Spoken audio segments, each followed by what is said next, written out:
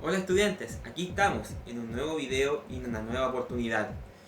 Dos preguntas voy a plantear. Primero, ¿las ciudades actualmente, las ciudades contemporáneas, se parecen entre sí o tienen elementos que sean similares? Y la otra es, ¿existen problemáticas importantes que tengamos que mencionar y que estén ocurriendo dentro de las ciudades contemporáneas? La respuesta es sí a ambas. Las ciudades se parecen hoy en día mucho, y eso que se construyen de diferentes formas y están en diferentes sitios. Pero es increíble porque hay elementos que están en común y los vamos a investigar ahora. Y lo otro que voy a hablar también es sobre los problemas que tiene la ciudad contemporánea. Para que ustedes sepan, la contaminación de las ciudades es un tema muy importante que debemos considerar, que vamos a mencionar y que debe ser preocupación de cada uno de nosotros para poder resolverlo. Pero antes de llegar a eso, vamos a investigar un poquito, vamos a estudiar, pónganse cómodos y es tiempo de que nos pongamos serios. Tanto el objetivo de esta clase ya es estudiar las características principales de la ciudad contemporánea tal como lo dice el título. La idea es analizar un poco qué elementos tiene la ciudad contemporánea que hay que destacar dentro de la ciudad en sí, ya porque ya el concepto en general lo analizamos, pero vamos a ver qué es lo que tiene la ciudad dentro, ya, cuáles son las problemáticas que generalmente una ciudad se enfrenta y vamos a ver también algunos casos o ejemplos de ciudades que tienen ciertos objetivos o particularidades que son interesantes de analizar, ya en eso va a consistir la clase que vamos a trabajar hoy en día. Y vamos a comenzar diciendo de que la ciudad en sí es un organismo súper complejo porque está formado por personas. Y las personas obviamente se enfrentan en grupo a un montón de dificultades. Y el hecho también de que hay que organizar la ciudad para que funcione bien es algo bastante complejo. Mientras más sea el número de personas que viven en la ciudad, más difícil es organizarla, más difícil es conducirla a un objetivo y mucho más difícil es resolver sus problemas. Por lo tanto, la ciudad debe tener ciertos elementos que deben funcionar bien, ¿ya? Hay ciertas zonas de la ciudad también que cumplen ciertos propósitos y estos tienen características. Lo importante es de que estos lugares de la ciudad, que tienen su nombre y sus características, deben funcionar de la mejor manera posible para así hacer de que la ciudad sea el mayor espacio cómodo posible. Y teniendo la ciudad tantos espacios que se pueden describir, solamente voy a trabajar con los más importantes, que son los que están viendo ahora. Vamos a trabajar con 4 grandes áreas, que son los barrios residenciales, que cumplen una función súper importante e histórica dentro de la ciudad, las zonas de equipamiento, que son lugares vitales para que ciertos elementos de la ciudad funcionen bien, la franja periurbana, que es un lugar donde ocurren muchos hechos importantes y sobre todo es la zona de residencia de muchas personas, y la zona de accesibilidad, que son los puntos en donde uno puede entrar a la ciudad y de hecho el buen funcionamiento de ella te va a permitir moverte bien dentro de ella. Por lo tanto, son 4 elementos que vamos a ver y estos determinan cómo funciona una ciudad. Claro está decir que cuando una ciudad tiene estos 4 elementos funcionando bien, la ciudad generalmente es óptima, es una buena ciudad y funciona súper bien. Las ciudades que tienen grandes problemáticas generalmente tienen uno de estos elementos funcionando mal o todos.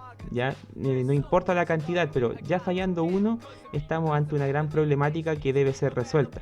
Pero antes de resolver un problema debemos saber cómo reconocerlo. Y para saber cómo reconocer un problema tenemos que saber cómo funcionan dichas zonas. Y comenzando vamos a mencionar los barrios residenciales. Los barrios residenciales son sectores que se ubican muy cercanamente al centro de las ciudades. Son poblaciones, son barrios, son sectores donde vive gente. Pero como son sectores que se fundaron cuando la ciudad recién estaba empezando, o sea, son los primeros asentamientos, las primeras villas, las primeras poblaciones que tuvo la ciudad, tienen una gran importancia para la ciudad en sí. ¿Por qué? Porque son los elementos que a veces le dan identidad o tienen un patrimonio. Generalmente estas poblaciones, por ejemplo, son antiguas, tienen casas con diseños arquitectónicos que vienen de mucho antes, ¿ya? O el trazado de las calles o las plazas, todo eso obviamente atestigua hechos del pasado. Y actualmente eso para la ciudad es súper importante porque como las ciudades son elementos fundados por personas, tienen su propia historia colectiva, ¿ya? Todos formamos parte de una historia de una ciudad y los barrios residenciales son el testimonio de la vida que tuvo la ciudad en algún momento, ¿ya? Son sectores que están cerca del centro generalmente los barrios residenciales y cumplen siempre la misma función, siguen albergando personas, pero debido ya a que tienen más tiempo que otras áreas, tienen una mayor identidad. Hay barrios de repente que son súper queridos por la gente o súper fácil de identificar por la forma de las casas o las calles, o por la gente que vive ahí, que generalmente es gente anciana o familias que llevan décadas viviendo ahí y que se sienten orgullosas de estar ahí. Por lo tanto, los barrios residenciales tienen un gran afecto, ya tanto las personas que viven como las personas que la conforman. Y de hecho, es tanto el respeto o el cariño que se tienen hacia estos barrios que tienen elementos que de repente otras poblaciones o otros sectores de la ciudad no tienen. Tienen áreas verdes, tienen plazas muy bien cuidadas, tienen por ejemplo esculturas de repente, sus calles están muy bien mantenidas, las casas pintadas, arregladas y se mantienen y se recrean en base a la forma que tuvieron cuando se construyeron. Incluso ha pasado de repente en algunas ciudades de que cuando un terremoto o una catástrofe afecta a estas viviendas, generalmente se reconstruyen, se destinan a veces recursos especiales para reconstruirlas, ¿ya? Y se recrean tal cual como habían sido antes, por ejemplo, si es que la casa se cayó. Y eso es debido a la importancia que tienen estos barrios para las ciudades. Mucha gente se siente orgullosa de vivir en estos sectores y los cuida. Ya las juntas de vecinos son muy potentes en estos sectores. O mucha gente sueña con comprar casa en esos sitios y cuando lo hace se siente muy orgullosa de ello. Están generalmente cerca del centro y si ustedes pueden ver en base a estas imágenes tienen forma o una arquitectura bastante particular. Fíjense el estado de las calles, o sea, se nota una preocupación, un cuidado sobre estos sectores. Los negocios, las casas, la forma, fíjense bien que generalmente se respeta, se pintan y se cuidan. Y es por eso, por la importancia. Incluso llegan a tener un componente turístico. De repente las ciudades ocupan estos barrios para mostrar la historia y los guías turísticos pasan por estos lugares, recorren las calles y los negocios porque los barrios residenciales, insisto, tienen una gran importancia para las ciudades. Se encuentran cerca del centro, perdón, y son lugares muy queridos tanto por la población que vive ahí e incluso su popularidad a veces es mencionada en otras ciudades y la gente viene de otras ciudades a ver estos barrios justamente para reconocerlos. Fíjense bien, estos son los barrios residenciales para que ustedes se hagan una idea.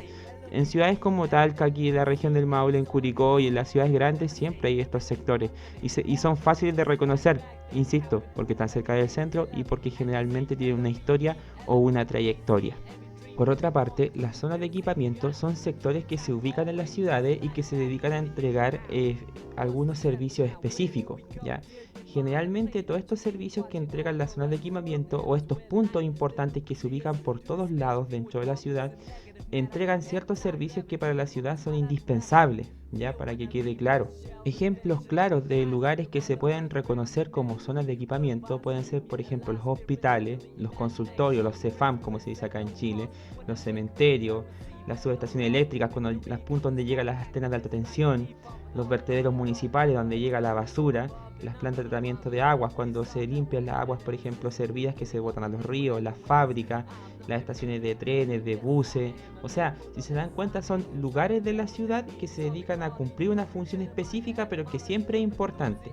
Y de hecho llega a ser a tal punto de que si no está este servicio, la ciudad cojea mucho, o sea, tiene grandes dificultades. Por lo tanto, cuando se crea una ciudad o se trata de mejorar, siempre se preocupa de que estas zonas de equipamiento, como se dicen, existan de alguna u otra forma y con el tiempo se van mejorando, se van reconstruyendo, se van reubicando. Pasa mucho, por ejemplo, en la ciudad de Talca, el terminal de buses se va a reubicar a otro sitio para mejorar las necesidades y el transporte y evitar los atochamientos dentro de la ciudad. Pero a eso voy, son zonas indispensables que tienen que seguir funcionando y cuando se replanea o se replantea ubicar estos lugares en otros sitios se piensa bien porque son funciones importantes. Los supermercados, por ejemplo, también cumplen esta función y están en diferentes puntos de la ciudad y generalmente se ubican en sectores donde se junta mucha gente, es muy común, pasa a menudo. Las estaciones de trenes, por ejemplo, también están cerca de las estaciones de buses justamente por un tema de movimiento. Los cementerios alejados de las ciudades por un tema de comodidad, por ejemplo. Los consultorios, por ejemplo, están en puntos donde la población se junta, están en poblaciones de repente que tienen mucha población. Entonces, si se dan cuenta, las zonas de equipamiento son importantes porque cumplen funciones vitales, ya para que vayan viendo. Todas estas tienen que estar dentro de una ciudad.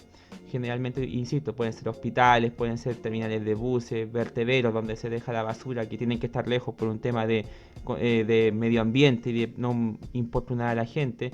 Y algunas ciudades más grandes ya hablamos también de los aeropuertos. No hablamos acá en el caso de las ciudades locales de la región del Maule acá en Chile. Pero sí podemos hablar de otros puntos donde las ciudades son más grandes y que tienen que tener los mismos puntos que existen en cualquier otra ciudad. No importa su tamaño, tienen que estar. Y estas son lo que nosotros vamos a llamar como las zonas de equipamiento. Bueno, ahí tengo unas fotitos más, obviamente, de lugares y ejemplos. Ya se me pasaron con la explicación y tampoco esto va a ser breve porque no voy a ahondar más y ya expliqué lo que es una zona de equipamiento, pero fíjense bien. Solamente voy a destacar el punto de, por ejemplo, las ciudades costeras, el hecho que también los puertos, por ejemplo, son zonas de equipamiento porque llegan los barcos del extranjero y depositan los recursos o mandan para el extranjero, fíjense bien. Esto es cuando yo hablo de una subestación eléctrica. Ya las ciudades generalmente tienen estos lugares donde la electricidad que trae la antena de alta tensión se redistribuye hacia las poblaciones, ya es común de repente verlo.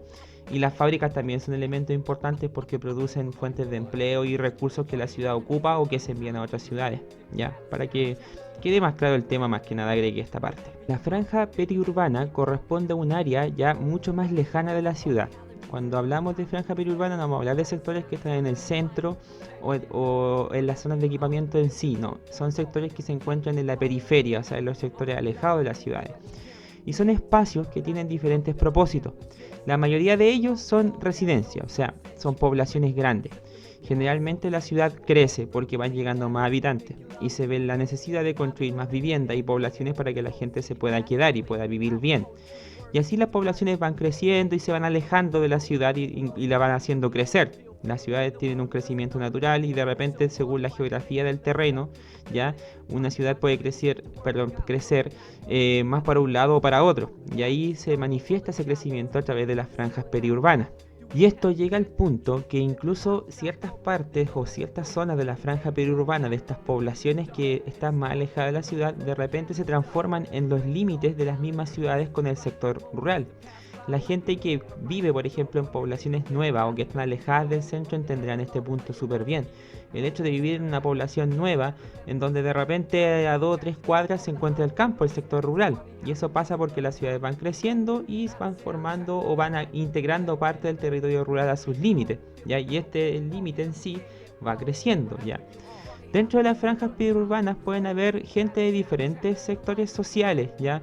Puede vivir gente de muy buen pasar económico que construye poblaciones para de repente estar más lejos de la ciudad, del ruido, de la contaminación, de varios elementos, pero como no quieren alejarse completamente, ya las poblaciones están alejadas, pero se puede llegar a través de la ciudad, por los caminos que van trazando las ciudades mismas.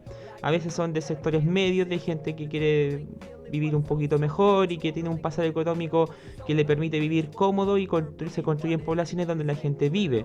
Y también hay gente vulnerable de repente que se le construyen viviendas en estos sectores para poder tener casa. Hay gente que de repente no tiene casa, postula, por ejemplo, y se construyen poblaciones y se va a vivir en ellas, ¿ya?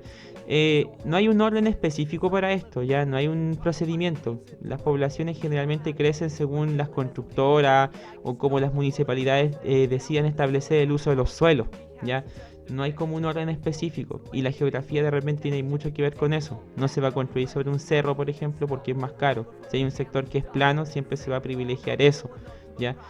Originalmente tiene que haber un control sobre eso, pero en Chile al menos las ciudades no se preocupan mucho, ¿ya? Y de hecho esto genera problemáticas que más adelante vamos a ir viendo. Fundamentando lo que estoy diciendo, les muestro algunas imágenes que dan a entender qué son las franjas periurbanas. Fíjense, si por ejemplo esto acá es el centro de la ciudad donde apunta el mouse, fíjense en el puntero, estas son las franjas periurbanas, o sea, son poblaciones que están más alejadas de diferentes estratos sociales y que incluso a veces coexisten con el sector rural, fíjense bien, y que albergan diferentes tipos de población. E insisto, pueden ser de todos los pasares económicos, ¿ya? A veces están cerca de las carreteras, a veces están cerca de las industrias, pero generalmente, insisto, son el límite entre lo urbano y lo rural. y eso pasa en muchas ciudades y es súper común.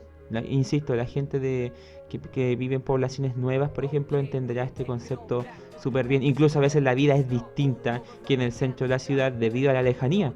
Incluso las franjas periurbanas puede pasar ya que construyen sus propios centros, por ejemplo. Los supermercados, los elementos que vayan para allá se transforman en nuevos puntos comerciales. Las franjas periurbanas, de hecho, con el tiempo empiezan a tener plaza o empiezan a tener sus propios elementos y de repente ni siquiera es necesario ir al centro para obtener un servicio porque las zonas de accesibilidad, que es las que mencioné recién, van migrando también a estos sectores. Entonces, a veces en las ciudades pasa eso de que tienen un corazón central, pero a medida que van creciendo las franjas periurbanas se van transformando en subcorazones, en puntos también que a veces tienen la misma relevancia que otros. Y las zonas de accesibilidad son los últimos espacios que vamos a ver y que corresponden a esta ciudad contemporánea y sus características. Y más que nada son los espacios que están destinados dentro de la ciudad a la movilidad dentro de ella. Me explico. Con ejemplos, son principalmente las calles, las autopistas, las veredas, los caminos secundarios, los pasos sobre nivel, los pasos bajo nivel, o sea, todo espacio que se destine para el movimiento, por ejemplo, vehicular o de las personas. También, por ejemplo, pueden ser las líneas del metro en ciudades modernas o si el tren pasa por la ciudad, las líneas de ferrocarril. También pueden ser las autopistas, como dije, los puntos de acceso de la ciudad o si la ciudad conecta con alguna carretera principal. ¿Ya? También la carretera puede pasar dentro de la ciudad misma y también eso se puede considerar como una zona de accesibilidad. Insisto, son todos los puntos donde se ocupa dentro de la ciudad para la movilidad. ¿Ya? Eso es lo más sencillo que hay de hecho, porque son espacios súper reconocibles y la ciudad generalmente para que tenga movilidad debe tener obviamente zonas de accesibilidad. ¿Ya? Con eso tendríamos ya los 4 elementos que la componen, al menos los más importantes que ustedes tienen que considerar dentro de la composición o de las características que puede tener una ciudad actualmente. Y para ir terminando el tema, lo que voy a hacer ahora es mostrarles, según un plano de la ciudad de Talca, cómo se manifiestan las 4 características o los 4 lugares que hemos estudiado y que existen dentro de la ciudad. Fíjense bien, este es un plano de Talca, ya es el más actualizado que me pude conseguir, ya y que muestra todas las calles al menos. Fíjense bien de que la ciudad de Talca tenía una forma bastante interesante y ocupando contenidos de clases anteriores, si se dan cuenta, aquí en el centro de la ciudad se aprecia perfectamente un plano de damero. Fíjense bien, tal cual como un tablero de damas o de ajedrez. Sin embargo, a medida que la ciudad ha ido creciendo, ha manifestado una forma mucho más irregular, para que se den cuenta de que la planificación de las ciudades de repente responde a otras necesidades. Como el terreno aquí es distinto y responde a otras necesidades, la forma de la ciudad ha ido cambiando y si se dan cuenta, Talca de hecho ha ido creciendo más hacia la zona sur ya que a la zona norte y eso es debido a las condiciones geográficas. Ya acá hay más sectores planos que en el norte y eso permite de que la ciudad pueda crecer más hacia este lado o acá que por ejemplo al norte o a ese costado. En este costado está el río Claro, por lo tanto el río impide el crecimiento de la ciudad. Además acá está lleno de cerros y también eso impide bastante. Entonces aquí tengo el plano central urbano de la ciudad de Talca con su plaza de armas que representa la zona central, el punto cero de la ciudad. No importa si no está el centro, pero siempre la plaza de armas es el punto central. Luego se muestra la zona de accesibilidad, ya representadas por estas líneas que están viendo ustedes acá, las principales arterias de comunicación de entrada y salida de la ciudad. En realidad todas las calles son zonas de accesibilidad, ya todos los espacios, pero aquí destaco los puntos más importantes o los puntos centrales. Luego resaltamos los barrios residenciales que están representados por estas partes que están encerradas en un círculo, que son los barrios antiguos de Talca, que son bastante apreciados y que se cuidan ya debido a su patrimonio histórico. De hecho son la parte más antigua de la ciudad y podemos saberla fácilmente porque el plano de Damero lo demuestra y justamente porque aquí se encuentran los barrios más antiguos. Y finalmente tenemos la franja periurbana, donde se encuentran los principales barrios que son los límites de la ciudad. Esta transición entre lo que es urbano y lo que es rural y son los puntos más alejados de la ciudad, pero los que concentran también una mayor cantidad de población. Bueno, ahora que identificamos todos estos puntos en común que tienen las ciudades contemporáneas, la idea es que nosotros llevemos todas estas ideas que hemos aprendido y las integremos en la comunidad. ¿A qué me refiero con integrarlo, identificarlo?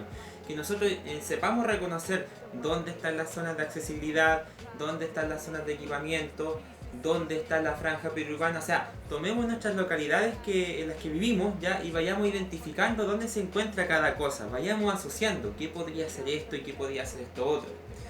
Esto nos va a permitir hacer dos cosas. Primero, darnos cuenta de que estos sitios tienen que ir mejorando, porque a medida que los vamos relacionando nos vamos a dar cuenta de que estos sitios tienen virtudes y defectos.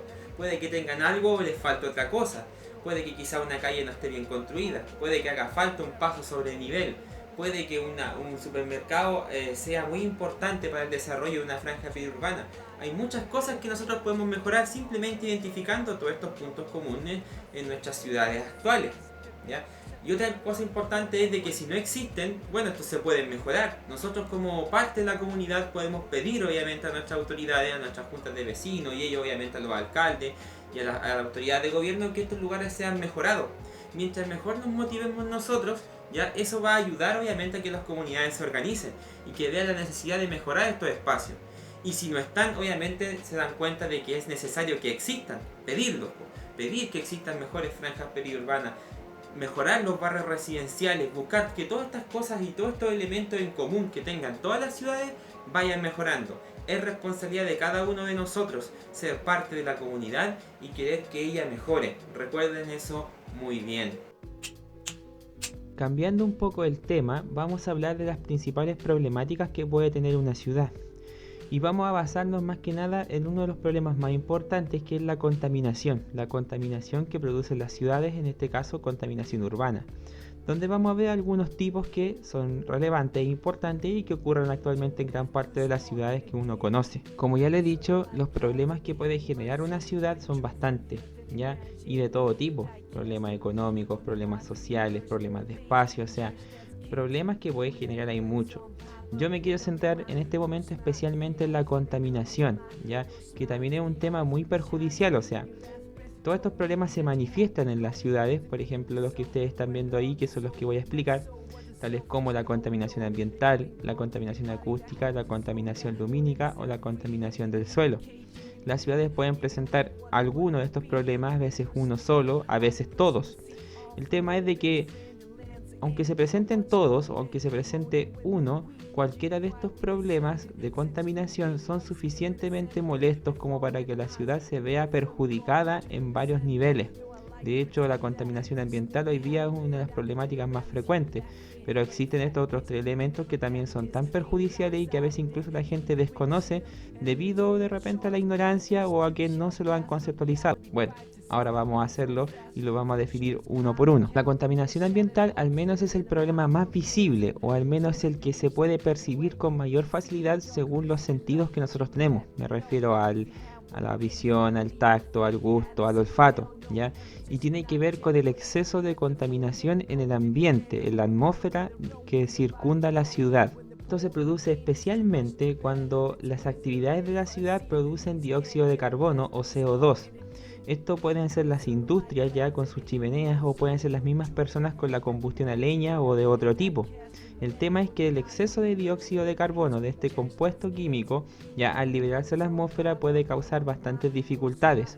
Uno de ellos es un problema que se conoce como el smog, que es cuando el dióxido de carbono se concentra a tal punto que es capaz de formar una niebla ya que no es natural, obviamente, que se genera por la contaminación y que causa un efecto que vamos a hablar que se conoce como el efecto invernadero. Parte del efecto invernadero, ya que vamos a explicar a continuación, uno de los grandes problemas que genera el smog son las dificultades respiratorias que se pueden producir, sobre todo en niños y gente de tercera edad, que cuando el CO2 está muy concentrado pueden tener dificultades para respirar, incluso a veces requieren atención médica en estos casos.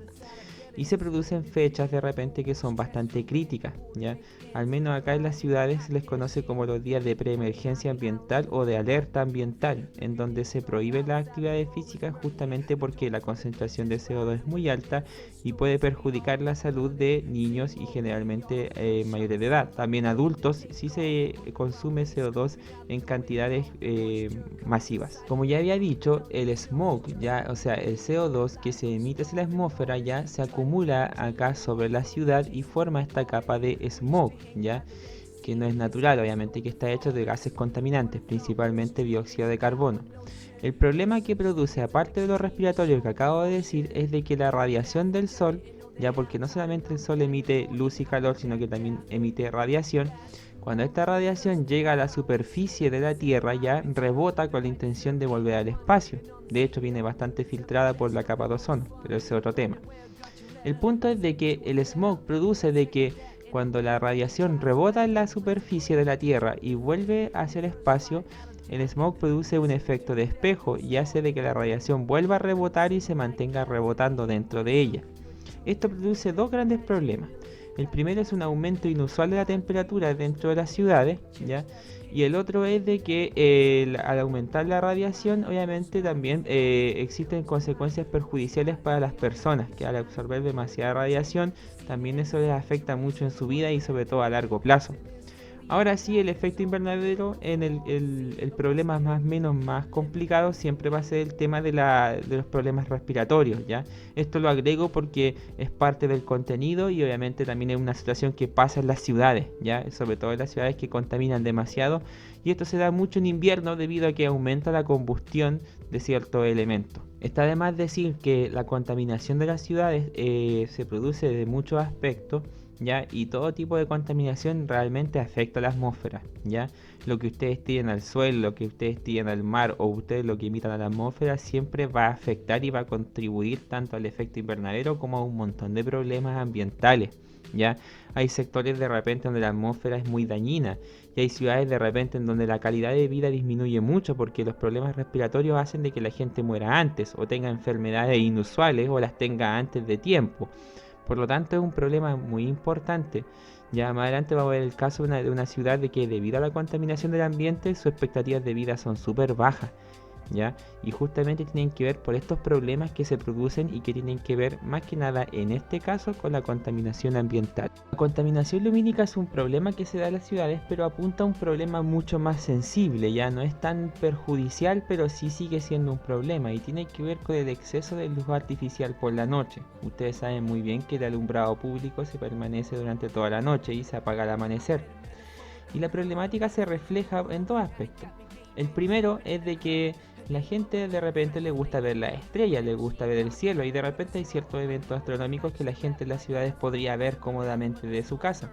Pero el exceso de luz produce de que estas luces no impiden de que el cielo de noche se pueda ver, no se ven las estrellas, sino que lo único que se ve es el cielo o unas cuantas estrellas. Y este es un tipo de contaminación que afecta a la visual de repente de las ciudades y que con el tiempo se ha vuelto un problema. Incluso dibujos animados de varios tipos han planteado problemáticas relativas a la contaminación lumínica. Y esto tiene que ver porque las luces, como la luz, mejor dicho, apunta en todas las direcciones cuando ilumina, ya afecta en todos los aspectos. Ilumina el suelo, pero también ilumina el cielo. Y eso provoca problemas de visibilidad. Una segunda problemática que produce la contaminación lumínica, tiene que ver con los animales. Muchos animales no son capaces de diferenciar la luz solar de la luz artificial. Entonces, cuando las luces de la ciudad son muy brillantes, ya los animales piensan que es de día, ya, o no son capaces de diferenciar el día de la noche. Y esto ha provocado grandes problemas de repente con ciertas especies que no están acostumbradas a la luz y que mueren o que tienen complicaciones debido a que no son capaces de dormir o no pueden dormir o no saben cuándo dormir debido a la problemática que representa la contaminación lumínica. Mucha gente también es sensible a la luz artificial y de repente también tiene problemas para dormir y tiene que poner cortinas y cerrar bien las ventanas para que no entre luz. Y es una dificultad que produce también y que hoy en día está siendo tema ya en muchas ciudades del mundo. En cambio, la contaminación acústica sí es un problema mucho más fácil de percibir y tan importante como los otros. Y como saben muy bien, y yo creo que lo intuyen por cuenta propia, es el exceso de ruido que existe en las ciudades, ¿ya? Sobre todo en ciertas partes. Las industrias, la congestión vehicular, las actividades de noche, durante el día también los trabajos de construcción, muchos elementos que ocurren en la ciudad no se pueden evitar hacer mucho ruido. Y eso complica de repente mucho a la calidad de vida de las personas. Hay personas que con ruidos sencillos pueden despertar o no pueden dormir simplemente. Y es un problema muy grande. De repente si en la noche tenemos fiesta o los vecinos están haciendo fiesta, si tenemos una mascota de repente un poco ruidosa, si hay un trabajo de construcción durante la noche, todos estos problemas son importantes porque el dormir es una actividad demasiado importante para la vida humana. Las personas necesitan dormir una cantidad decente de horas y dormir un sueño profundo. Por lo tanto, se ha transformado en un gran problema. Ciertas viviendas, por ejemplo, se ubican sin querer o a veces intencionadamente, depende, ya sobre o cerca, mejor dicho, lugares que se produce mucho ruido y eso afecta mucho a la calidad de vida de las personas. Por lo tanto, la contaminación acústica también es un problema que ha tratado de solucionarse mediante pequeñas medidas y pequeñas instancias, pero lo que hay que entender y con respecto a esto es de que cuando se construyen viviendas tienen que estar ojalá alejadas de puntos donde puede haber mucho ruido o de lugares donde se hace demasiado ruido, fábricas o aeropuertos, terminales, autopistas, hay que tratar de preocuparse de eso. Y también poner parte uno, o sea, tener niveles de ruido decentes. No es malo hacer una fiesta a las 9 de la noche, 10 de la noche, hasta las 12 de la noche está bien hacer todo el ruido que uno quiera, pero a las 4 o 5 de la mañana creo que es un exceso. Y eso es lo que hay que considerar. Piensen que ustedes que cuando ustedes viven en una ciudad, no solamente comparten el espacio ustedes, sino que también están con otras personas que de repente tienen diferentes actividades a diferentes momentos del día y que ellos también tienen tanto derecho como uno a hacer las cosas que hacen. Finalmente, el último problema que vamos a abordar es la contaminación del suelo. Y esto tiene que ver más que nada cuando las personas botan demasiada basura o ciertos químicos a la tierra. Para que ustedes sepan, el suelo no es simplemente una capa de tierra, hay muchos minerales que se encuentran debajo. Hay depósitos de agua, por ejemplo, depósitos de ciertos minerales. Las plantas para crecer también requieren de ciertas sales minerales que se encuentran ahí, de agua y de un montón de elementos. Cuando nosotros botamos basura, por ejemplo, los jugos de la basura que se conocen como líquidos percolados, estos contaminan la tierra, bajan, penetran el suelo y contaminan el agua, las sales minerales y las plantas pueden morir. Y el suelo, el problema es que a veces tiene daño irreparable. Lo mismo puede pasar, por ejemplo, con la basura, ya ciertos tipos de químicos, la pólvora, por ejemplo, el petróleo, el aceite de vehículo, todos esos elementos contaminan la tierra. El tema es de que el suelo cuando se enferma o se contamina pasa por un proceso que se llama erosión, en donde el suelo pierde la vida o pierde la capacidad de que las plantas puedan crecer, de dar las condiciones para que las plantas crezcan, perdón. Y el tema es que cuando el suelo se erosiona y se muere, ya no es fácil de recuperar. De hecho, las probabilidades son casi cero. Generalmente los suelos erosionados no se pueden volver a utilizar para nada. Ya se mueren. Es como un organismo vivo. Y es una situación que hoy día pasa mucho en las ciudades. Generalmente en las ciudades existen vertederos clandestinos, o la gente de repente las cosas que tiene de basura las va a tirar a cualquier parte y termina contaminando un montón de cosas. Cuando uno bota una pila, por ejemplo, al suelo, los químicos contaminan eso. Lo mismo pasa, por ejemplo, con la basura, con ciertos elementos que uno bota, el aceite de repente de la cocina, el aceite de motor, todo eso contamina el suelo y lo mata. Por lo tanto, hay una gran conciencia y hoy en día las ciudades están tratando de mejorar ese tema y de mejorar las condiciones del suelo. Porque el tema, insisto, es ese, que si tú matas el suelo, después no se puede ocupar para nada más, pierdes ese espacio. Si hay agua abajo que no se puede ocupar, si tú pones un pozo y el agua se contamina, no se puede beber simplemente. Entonces, son muchas las problemáticas. El ser humano depende mucho del suelo más de lo que uno cree de repente. Y por lo tanto, es uno de los problemas que se ha generado por siempre en las ciudades y que es una preocupación que hoy en día debe existir fuertemente dentro de ellas. Entonces, actualmente la contaminación en las ciudades es algo muy común en la realidad que tenemos nosotros dentro de nuestro radio urbano. O sea, todos estos problemas nosotros los tenemos visibles en cada una de nuestras ciudades. Tenemos problemas de contaminación en el aire, sobre todo en invierno. Y tenemos palabras que son muy parte de nuestra vida cotidiana como la preemergencia y la alerta ambiental, que es cuando el aire está muy malo y no se pueden hacer actividades físicas y de hecho los niños y adultos sufren varios problemas. También tenemos problemas de la contaminación del suelo cuando la gente bota basura en lugares clandestinos. Tenemos problemas de contaminación acústica cuando la gente hace fiestas, por ejemplo, hasta altas horas de la noche sin importar los riesgos o cómo la comunidad se puede ver afectado con eso. El hecho de afectar, por ejemplo, las horas de sueño. Y también tenemos problemas, por ejemplo, con la contaminación lumínica, porque en las ciudades hoy en día es muy difícil apreciar el cielo y las especies de aves, de hecho, evitan las ciudades por un tema también de sanidad de ellos. Y eso que no piensan mucho, solamente actúan por instinto. El punto que quiero llegar es de que los problemas de contaminación de las ciudades son justamente problemáticas que han generado las mismas personas que viven en las ciudades. Pero justamente, como los problemas los generan los mismos ciudadanos, son los mismos ciudadanos los responsables de poder resolverlos, ¿ya? Hay temas que obviamente las autoridades deben ayudar a solucionar, como la contaminación del aire o la contaminación del suelo, por ejemplo, o también la contaminación lumínica. Pero hay temas que la comunidad también puede impulsar. El hecho de cuidar obviamente del aire, de no usar por ejemplo leña húmeda en invierno, que eso siempre provoca estragos, de tener una mayor empatía con los vecinos cuando uno vaya a hacer una fiesta y si alguien le pide que baje la música, tratar de bajarla. El hecho también de, por ejemplo, de no botar basura en lugares obviamente no autorizados, no botarla cerca de los parques o de un vecino, sino que cuidar de los espacios que uno tiene.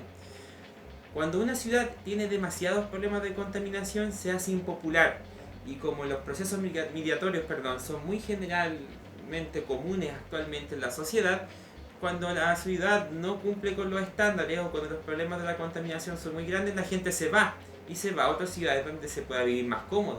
Por lo tanto, si nosotros queremos nuestras ciudades y queremos que la gente también las quiera, la gente de afuera, debemos cuidarlos y para eso tenemos que tener un papel muy activo en el cuidado de nuestros espacios. El último tema que vamos a abordar respecto de esta unidad de plano geográfico de la ciudad contemporánea y sus componentes y todo lo que hemos visto en realidad termina y decanta con este último tema que corresponde a las perspectivas y tipos de diseño de ciudades contemporáneas. Esto es interesante porque muchas ciudades de repente se construyen con ciertos propósitos o despropósitos. Las ciudades de repente responden a necesidades específicas o de repente simplemente se construyeron por un tema puntual y están ahí y la gente se las arregla para sobrevivir. ¿Qué trato de decir con esto? Que vamos a ver casos de cómo las ciudades se pueden organizar bajo ciertos propósitos, qué características tienen estos tipos de organización y qué cosas se pueden dar, tanto buenas como malas, dentro de este tipo de ciudades o tipos de ciudades que existen. No los vamos a ver todos, pero sí vamos a ver los más importantes. Para eso vamos a volver unas clases atrás para trabajar de nuevo con el concepto de ciudad contemporánea y vamos a hablar de algunos tipos de ciudades que se construyen. Fíjense bien que lo dije hace un tiempo atrás y lo vuelvo a repetir. Las ciudades son construcciones humanas y se construyen con diversos propósitos. Por lo tanto, de repente hay varios tipos de ciudades que nacen con diferentes funciones. Ya, en este caso vamos a hablar de tres grandes ejemplos. Ya, las ciudades jardín, que son ciudades que se crearon con un propósito específico y que llevan ese nombre justamente por eso. Las ciudades lineales, que responden a otro tipo de necesidades y que llevan ese nombre debido a ese tema.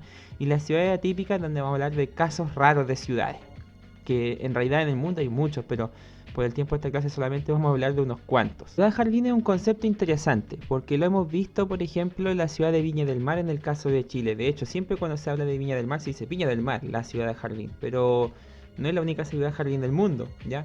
De hecho, es un tipo de ciudad bastante importante. Son ciudades que generalmente se dedican al aspecto turístico, ¿ya? Son ciudades costeras o lugares donde cerca de ahí hay una atracción que aglomera a mucha gente durante el verano como forma turística. Entonces la ciudad, como sabe que va a ser turística y que tiene que albergar personas y esa gente tiene que estar cómoda, las ciudades dan prioridad al aseo y al ornato. Cuando me refiero al aseo, a la limpieza, son ciudades que tratan de estar siempre limpiecitas, ya por un tema de que la gente se sienta cómoda en ella y no ofendida. Y el ornato me refiero al adornar la ciudad, a que existan jardines, parques, culturas, sectores de esparcimiento, ya lugares como para poder carretear o una fiesta ya para que el concepto no sea tan local. O sea, la ciudad jardín se dedica fuertemente al turismo, impulsa eso, ¿ya? Y se dedica fuertemente a eso, por ejemplo, pone casinos, pone restaurantes, pone un montón de elementos para que la gente se sienta cómoda. Y de hecho, gran parte de sus ganancias vienen de la época de verano, que es cuando la gente va a vacacionar a estos sitios. Por lo tanto, Ciudad Jardín no es solamente un apellido de la ciudad de Viña del Mar. Hay muchas ciudades, tanto en Chile o en el mundo, que ejercen esta función. Ejemplos que ustedes están viendo ahí en pantalla son Mónaco, una ciudad que me encanta, que tiene que ver con la Fórmula 1. Quizá alguien la va a asociar, si no, busquen en internet Mónaco, se los recomiendo. O París, Francia, que es una ciudad que está hecha para ser visitada por el tema turístico, sus calles, la Torre Eiffel y un montón de elementos, ¿ya? Esa es una perspectiva de ciudad que hoy día es muy popular y de hecho muchas ciudades están intentando incrementar su turismo tomando esta perspectiva de ciudad jardín. Talca mismo, por ejemplo, ciudad donde yo vivo, está tratando de hacer eso en sus lugares centrales. Solo porque a mí me gusta mucho hablar de las ciudades, vamos a mostrar algunas fotitos y algunos ejemplos, ¿ya? Aquí tenemos Viña del Mar, que ustedes saben muy bien que es conocida como la ciudad jardín del país, aunque otras ciudades están haciendo competencia, y fíjense bien, dedicada netamente al turismo, o sea, el reloj de flores es una construcción de ello y que atrae gente. La Quinta Vergara del Festival de Viña, para qué hablar. Los muelles, las playas, obviamente en verano otro elemento, y los departamentos que generalmente son ocupados por gente que los compra y los tiene en verano, o sea, los ocupa en verano más que nada para vacacionar, es otro gran ejemplo. Fíjense bien, todo estructurado en base al turismo, ciudad jardín. Mónaco es otra ciudad que se encuentra cerca de Francia, de hecho dentro de Francia, es una ciudad independiente, ya que también se dedica fuertemente al turismo, tiene un casino ya que solventa la ciudad, y hay un premio de Fórmula 1 que se compite dentro de la ciudad misma, se ocupa en las calles de Mónaco, y de hecho es uno de los eventos más esperados del año. Y París, para qué decirlo, o sea, París, como lo dije recién y lo vuelvo a decir, o sea, el Museo del Louvre, el Arco del Triunfo, la ciudad en sí, la Torre Eiffel, los parques, o sea, una ciudad que vive fuertemente de su actividad turística, de su arquitectura. Entonces ahí vamos a hablar de ejemplos y en este caso nos referimos principalmente a la ciudad jardín. Luego pasamos a la ciudad lineal. La diferencia que puede tener la ciudad lineal con la ciudad jardín y los otros ejemplos que vamos a mencionar es de que la ciudad lineal responde más que nada a un diseño específico. Me explico. Cuando yo construyo una ciudad lineal, generalmente la hago con un solo propósito. Por ejemplo, vamos a usar los ejemplos que tenemos en pantalla, de hecho, para que sea más fácil. Brasilia, por ejemplo. Para que ustedes sepan, Brasilia, la capital de Brasil, obvio, fue construida ya en el siglo XX, ya es una ciudad nueva y fue construida solamente con el propósito de ser la capital del país. Y se estructuró la ciudad en todo eso. En Brasilia no hay nada turístico, no hay nada así como... nada que no sea ser la ciudad capital, ¿ya? Puro edificio que son de gobierno, están todos los ministerios, todos los gobiernos, todas las oficinas. Y la gente que vive en Brasilia trabaja para el gobierno, ¿ya? Hay algunos supermercados y cosas esenciales porque toda ciudad tiene que tenerla, pero Brasilia es una ciudad hecha para ser capital. Entonces, por eso es que es lineal, porque sigue una línea, un propósito, un objetivo, ¿ya? O sea, es una ciudad que responde a una sola necesidad generalmente, ¿ya? Esto es atípico porque generalmente las ciudades responden a un montón de necesidades. Y lo he dicho hasta el cansancio, pero aquí hay una excepción, o sea, ciudades que cumplen un solo propósito. Como dije ahí, Brasilia, fíjense bien, son puros edificios de gobierno. El Congreso, la sede de gobierno. Ahora se aprovechó un poco, como era una ciudad nueva, de innovar en los diseños. Pero si se dan cuenta, es netamente con un propósito de gobernar. Y se construyó, Brasil se dio ese lujo y ahí está, Brasilia. Pero nosotros no sabemos mucho sobre ella porque ni a los brasileños les interesa que nosotros sepamos de ella. No quieren que vayamos para allá. No, pues si para qué, si para eso está Río de Janeiro y Sao Paulo. Y otras ciudades costeras, que son ciudades jardín de hecho. Pero Brasilia no. Otra situación se da aquí en Chile, por ejemplo. Existe esta ciudad que se llama Sewell, que se encuentra en la cordillera de la región de O'Higgins. Esta ciudad ya no está funcionando propiamente tal, pero funcionó durante el siglo XX por mucho tiempo. Y era una ciudad que albergaba a los trabajadores de la mina El Teniente. Y se construyó en la ladera de las montañas, ¿ya? Y era para netamente eso, alojar a los trabajadores de la ciudad.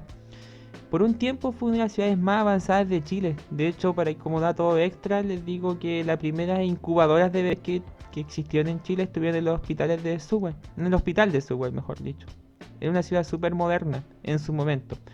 Hoy en día se conserva como un patrimonio debido a que atestigua un hecho histórico. Es como un barrio residencial gigantesco. Ya hoy día es un museo.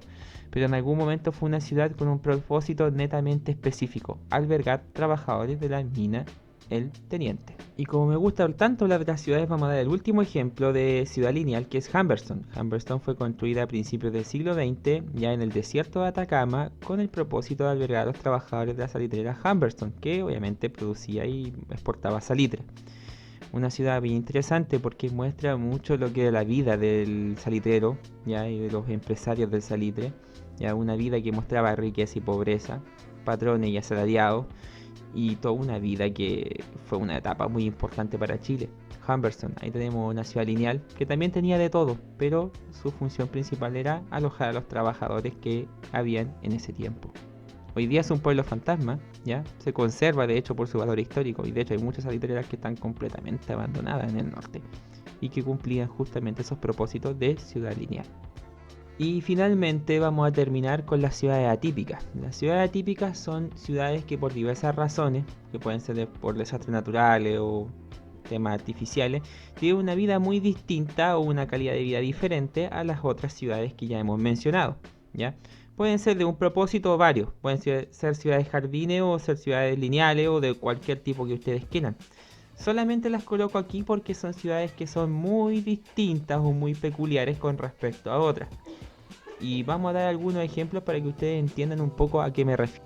Venecia era una ciudad completamente normal, pero se volvió atípica cuando, con el paso del tiempo, lo blando del terreno y el peso de los edificios provocó que el agua entrase y las calles se transformaran en canales. En algún principio claramente fue un problema, pero con el tiempo llamó la atención y se dedicó esta ciudad al comercio y sobre todo al turismo, debido a que es una ciudad completamente atípica. Acá te mueves a pie o te mueves en barco.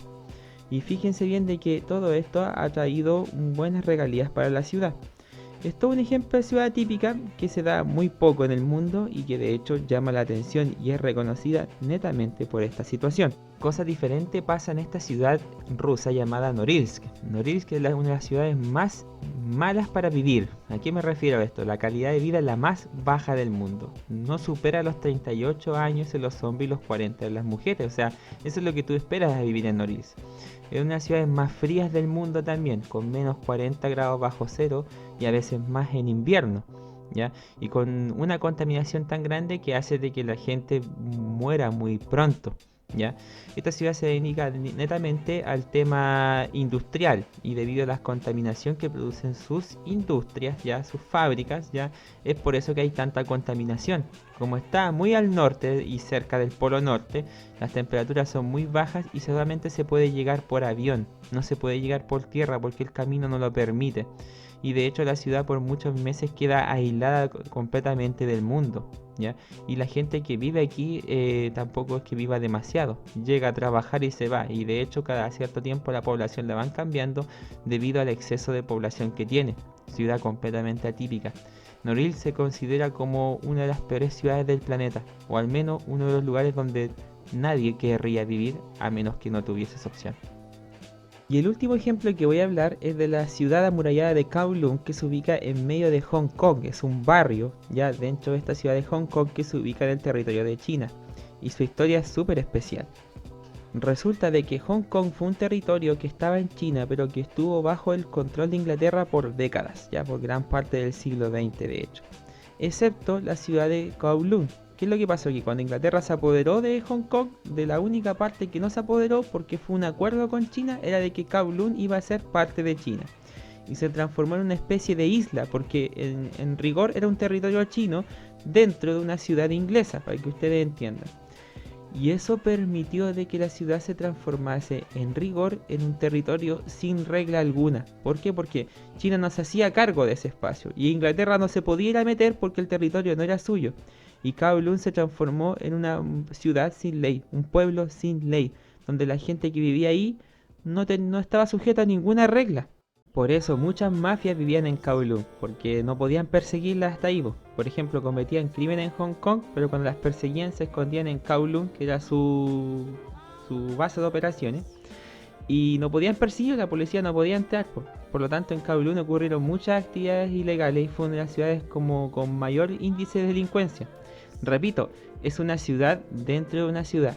Y como no podía crecer para los lados porque no le pertenecía a China el territorio, y ahí Kowloon obviamente no podía violar los límites y ser parte de Inglaterra, o sea, construir más allá de su frontera. Y debido a eso, decidió construir hacia arriba. Entonces, ¿qué es lo que hicieron? Fueron montando edificios sobre edificios. Iban construyendo departamentos sobre departamentos. Ahora, ¿cómo esto no se cayó? Bueno, es simple. Los edificios estaban tan cerca el uno del otro que eso provocó como una estabilidad mutante y eso hizo de que los edificios no se cayeran. O sea, para poder botar Kowloon tenía que botar todos los edificios de un solo viaje. porque lo contrario no se votaba nada. Y esa como inestabilidad provocó una gran estabilidad. Insisto, muchas actividades ilegales se hacían en Kowloon. Peleas a muerte, peleas de gallo, apuestas, operaciones ilegales. Si tú querías, por ejemplo, sacarte un apéndice y pagar menos, te lo hacía un doctor que no tenía licencia. Era un territorio sin ley, un paraíso para cualquier actividad ilegal. Fíjense bien. Y, y Hong Kong tenía que aguantarlo, pues imagínense. Era su cacho, era su gran problema, su barrio, pero maldito.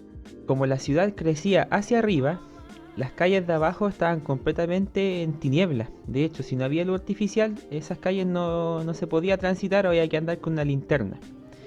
Otro gran problema fue la basura. Como la basura no podían sacarla, tenían que ponerla arriba de los edificios. Y al final la basura contribuyó al crecimiento de la ciudad, o sea, fue creciendo. En algún momento tuvieron que ponerse una regla de no construir más hacia arriba porque si no la ciudad se iba a caer completa nuevamente. Y insisto, Kowloon era como esta ciudad o territorio sin ley dentro de Hong Kong. Todo lo malo estaba en Kowloon un tiempo. Con el paso de los años, Hong Kong se volvió independiente, volvió a ser parte de China. Eso ocurrió concretamente en el año 1997. Y el gobierno chino ahí sí decidió hacerse cargo, sacó a la gente de Kowloon, la reubicó en otros puntos, ya deshizo la delincuencia, bueno, ayudó a los ingleses que también estaban luchando contra ella antes de que se fueran ellos. Y la ciudad de Kowloon fue completamente abandonada con el paso de los años, después del 97, ¿ya? Ahora esta ciudad no existe, fue demolida por completo, la botaron. Y construyeron un parque y solamente mantuvieron la estructura central. Si ustedes se fijan en esta imagen, aquí al medio hay como una especie de agujero. Eso no era el agujero, ahí está la municipalidad, que de hecho era la única parte que no era edificio de Kowloon. Y de hecho eso es lo único que queda.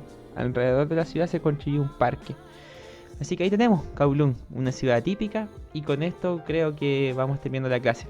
Fue interesante, ¿ven? Valió la pena quedarse hasta el final. Y bien, como se han podido dar cuenta, las ciudades pueden tener diferentes formas y objetivos, ¿ya?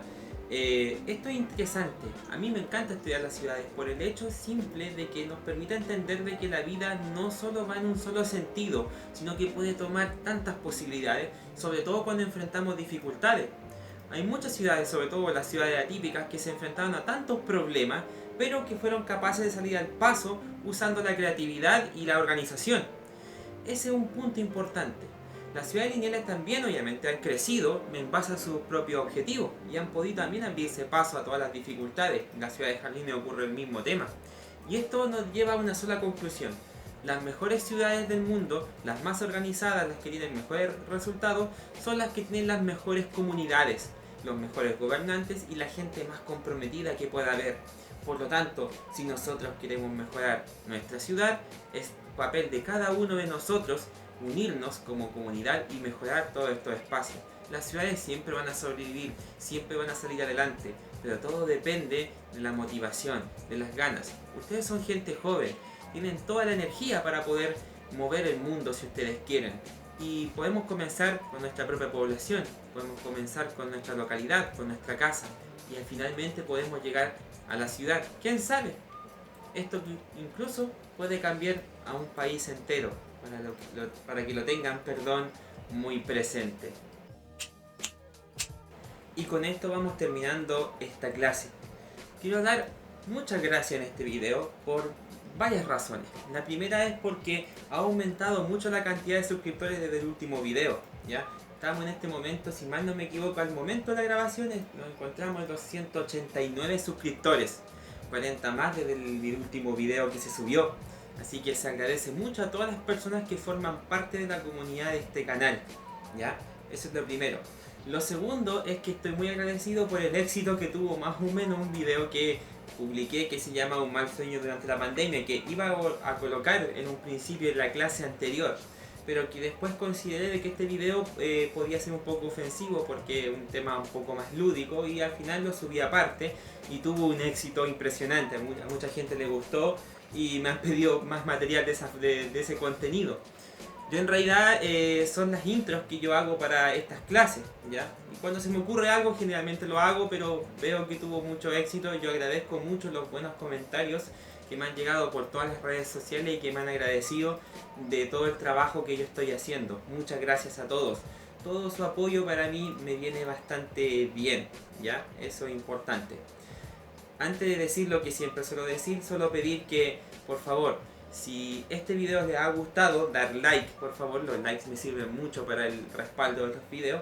Compartan estos videos con la gente que les pueda servir, ¿ya? Esto está hecho para que sea para todas las personas. Estas clases no solamente están hechas para un grupo, están hechas para, ojalá, a todos los que les pueda servir. Así que compartan, por favor suscríbanse, coloquen la campanita, ¿ya? La campanita es importante porque cuando yo subo el video, inmediatamente a los suscriptores les avisa que el video está en la red publicado y inmediatamente lo pueden ver, ¿ya? Es importante eso. Además YouTube, cuando yo subo un video, si no está con la campanita, cuesta que aparezca. Tengo que estar yo avisando y de repente, para ahorrarnos este problema, con la campanita se soluciona todo, ¿ya? Eso es súper importante, así que suscríbanse, por favor, se los pido.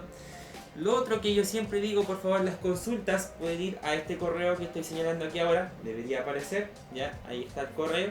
O pueden colocarlo también en la caja de comentarios, ¿ya? Y ahí yo puedo responder si ustedes tienen alguna duda con respecto a los videos. No tengan miedo, yo respondo a todos generalmente, estoy súper pendiente de las redes sociales. Y así que les pido eso. Aparte de eso, lo que siempre digo antes de despedirme, en estos tiempos de pandemia, por favor, quédense en casa, solo salgan si es necesario, usen mascarilla, laven sus manos y su cara, obviamente después de visitar algún lugar, eviten exponerse, su vida es lo que más vale en este momento. Lo demás viene después, pasar de curso, estudiar y todo eso es importante, pero la vida está por sobre todas las cosas. Muchas gracias por ver este video y nos vemos en una próxima oportunidad. Que estén bien.